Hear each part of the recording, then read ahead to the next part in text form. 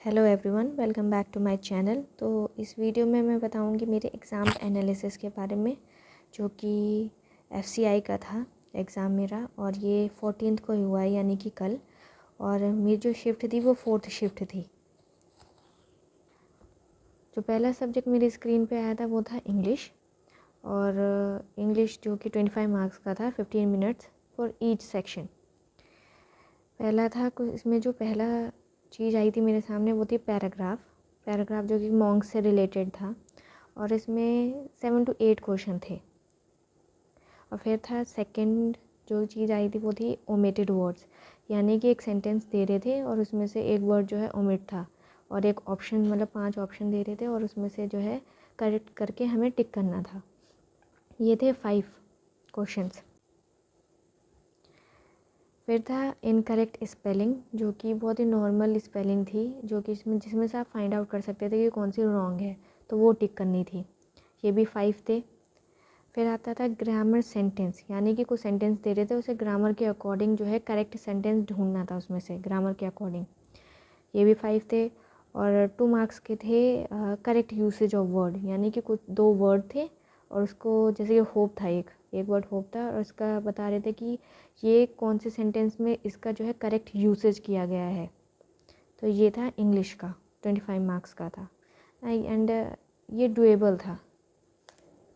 और next section जो मेरे स्क्रीन पे खुला था वो था मैथ्स का। मैथ्स में थे 5 सिंप्लीफिकेशन और एक डीआई थी। डीआई बड़ी नॉर्मल थी, लेकिन हाँ पढ़ने में थोड़ा 2-3 क्वेश्चन ऐसे थे जो कि बहुत ही लेंदी थे, और एक नॉर्मल सी डीआई थी ऐसी। और 8 का डिफरेंस था उनके बीच में, नहीं 16 का डिफरेंस था बीच में।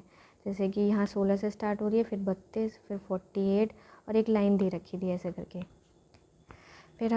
फिर था रॉन्ग नंबर सीरीज़, ये भी 5 थे, जिसमें से सीरीज़ थी और रॉन्ग नंबर ढूंढना था उसमें से।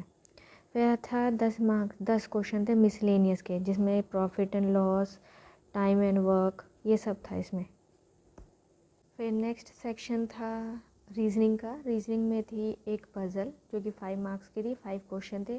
मंथ बेस्ड पज़ल थी, जनवरी फरवरी मार्च ऐसे ही वाली पज़ल थी, जो कि डुएबल थी। फिर थी सिटिंग अरेंजमेंट, स्क्वायर वाली थी, थोड़ी सी कन्फ्यूजन कर रही थी, ये हुई नहीं मुझसे क्योंकि टाइम लिमिट कंप्लीट हो चुका था।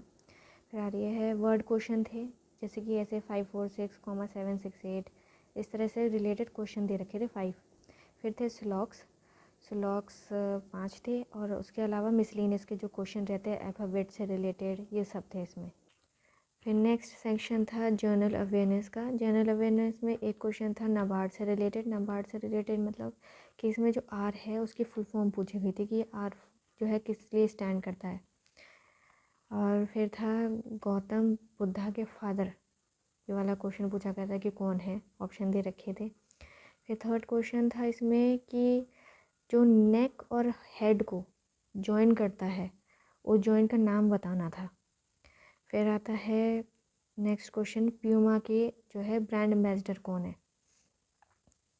फिर फिफ्थ क्वेश्चन था प्रधानमंत्री जीवन बीमा योजना की एज लिमिट क्या है, यानी कि 18 दे रखा था और उसकी मैक्सिमम एज लिमिट क्या है, वो क्वेश्चन था।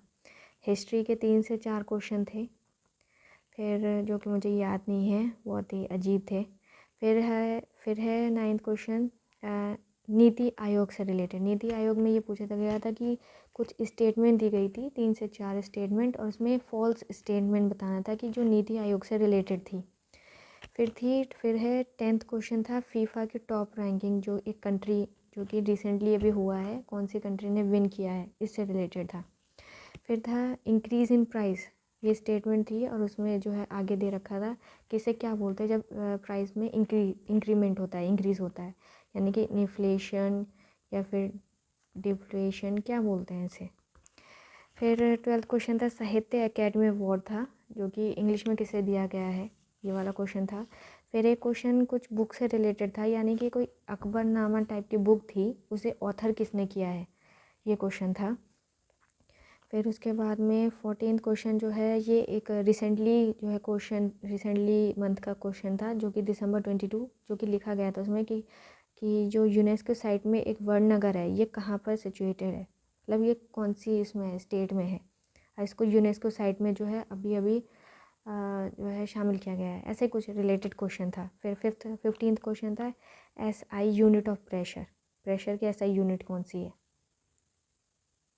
फिर 16th क्वेश्चन जो पूछा गया था वो था प्रवासी भारतीय दिवस से रिलेटेड कुछ था। फिर 17th क्वेश्चन था सेकेंड लॉन्गेस्ट कोस्ट लाइन कौन सी है। फिर 18th क्वेश्चन था which is not the constituent of petroleum, जिसमें ऑप्शन कुछ ऐसे थे प्रोपेन, पैराफिन वैक्स, केरोसिन, ये सब था ऐसा। फिर 19th क्वेश्चन था जो कि इजी है बड़ा ही, ओल्डेस्ट नेशनल पार्क। फिर 20 था न्यू डेवलपमेंट बैंक का हेडक्वार्टर कहाँ है, ये क्वेश्चन पूछा गया था, कंट्री का नाम था इसका उसमें ऑप्शंस में। फिर 21 था एक क्वेश्चन था जो कि चिल्ड्रन पार्क में एक वो झूले लगे रहते हैं जो बच्चों के लिए होते हैं, वो लीवर से रिलेटेड था, कुछ उनके लीवर से रिलेटेड, तो उसका नाम क्या था। जैसे ऐसे ही कुछ ऑप्शन दे रखे थे, सी सॉ ऐसा टाइप का कुछ दे रखा था। फिर आता है 22 पूर्ण स्वराज से रिलेटेड कोई क्वेश्चन था, और एक क्वेश्चन था चिली का लेक कहाँ पर है। फिर एक और क्वेश्चन था कि which is the nearest planet, जो कि सन से बिल्कुल नियरेस्ट है। तो ये सब क्वेश्चन थे, 25 क्वेश्चन थे, एक मिसिंग हो गया होगा। तो ये था एग्ज़ाम एनालिसिस जो कि FCI का था, और ये 4th शिफ्ट का एनालिसिस था।